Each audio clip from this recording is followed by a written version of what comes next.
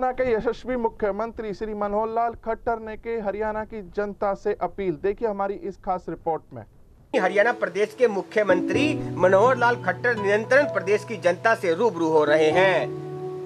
हर बार हरियाणा के मुख्यमंत्री प्रदेश की जनता को संबोधित करके अपील कर रहे हैं कि प्रदेश की जनता सब मिलकर अभी लॉकडाउन का निरंतर पालन करे।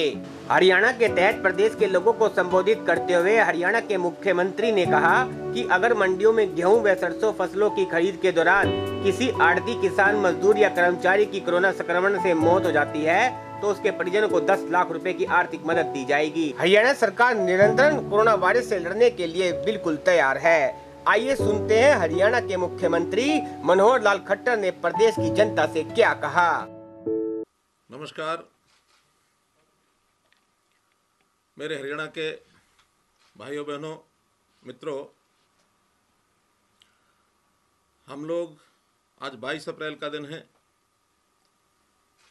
मालूम है कि आज का ये दिन पृथ्वी दिवस, अर्थ डे, ये पूरी दुनिया में मनाते हैं और हम लोग पृथ्वी को अपनी माँ मानते हैं। ये हमारी भारत माता है और इतिहास कई बार ऐसा आता है कि बहुत सी ऐसी समस्याएं जब आती हैं तो लगता है कि बड़ी समस्या अपनी भारत माता पर आती है। ऐसे अवसरों पर स्वाभाविक है कि हम माँ पुत्र होने के नाते इसकी चिंता करते हैं कि उस समस्या का समाधान कैसे हो। आज हम देखते हैं कि कोरोना जैसी बीमारी, ये महामारी के रूप में पूरे विश्व में ये आई है। इस पृथ्वी के नाते से हम कह सकते हैं कि बड़ा संकट ये आया है। कोई देश विश्व का इससे अछूता नहीं है। हम भारतवर्ष के लोग भी अछूते नहीं हैं। अपने प्रदेश में भी इसकी रोकथाम के लिए लगातार हम कार्य कर रहे हैं।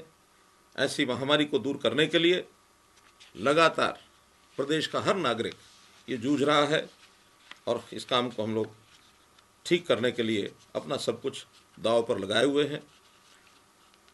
ये कोरोना की बीमारी शुरू हुई प्रदेश के अंदर 4 मार्च को जानकारी मिली, जब इटली के कुछ नागरिक कोरोना की पीड़ित होकर के और गुरुग्राम के मेदांता हॉस्पिटल में भर्ती हुए। हमने उसके बाद लगातार प्रयत्न शुरू किए। प्रयत्नों में कोई कमी छोड़ी नहीं। प्रधानमंत्री जी ने इस देश में लोगों को जागरूक करने के लिए कई बार आह्वान किया और उन आह्वान के हिसाब से जो निर्देश वहाँ से आए उसको हमने पूरा किया। आज प्रदेश की स्थिति ऐसी है कि हमारे यहाँ देश से हालात अच्छे हैं।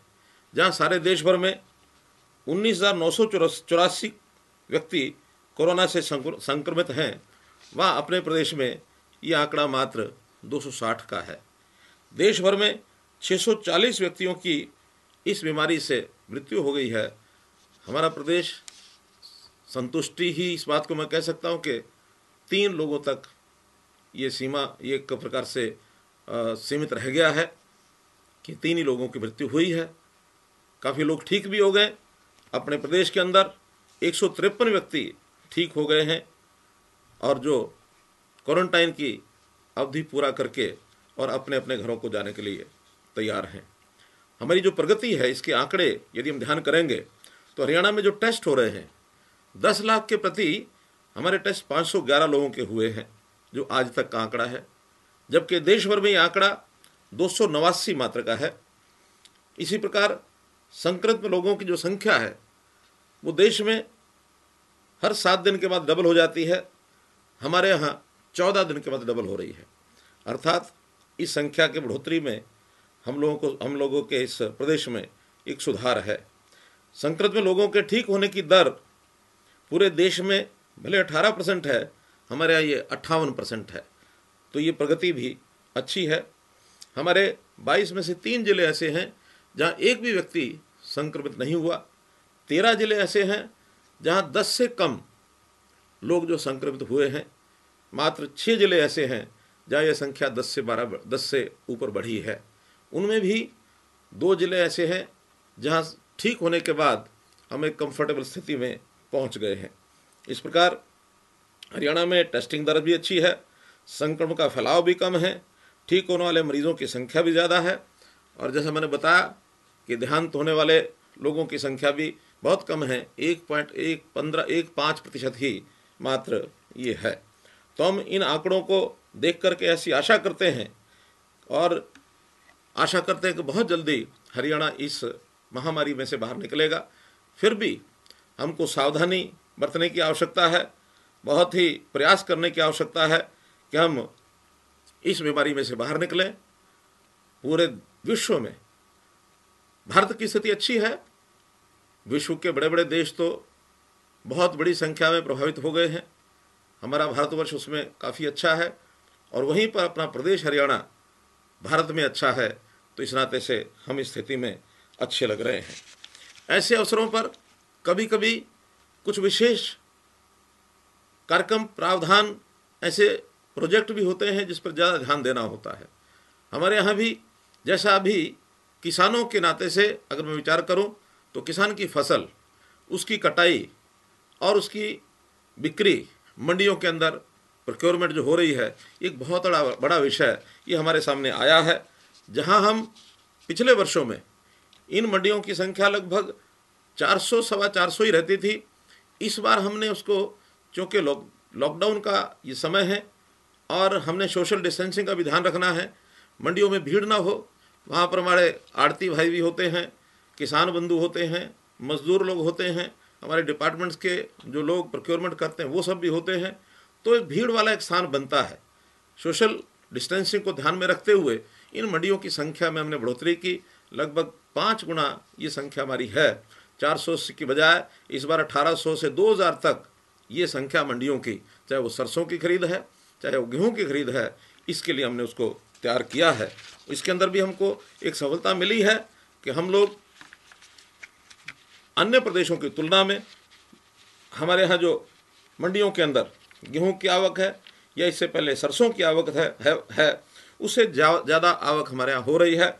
जहाँ 2 दिन के बाद अगर पंजाब प्रदेश की बात करता हूँ तो वहाँ मात्र 50,50,000 मीट्रिक टन गेहूँ इसकी खरीदी हुई, जबकि हम लोगों ने पिछले 2 दिन के अंदर 40,000 किसान 4 लाख मीट्रिक टन से भी ऊपर ये आवक हो चुकी है।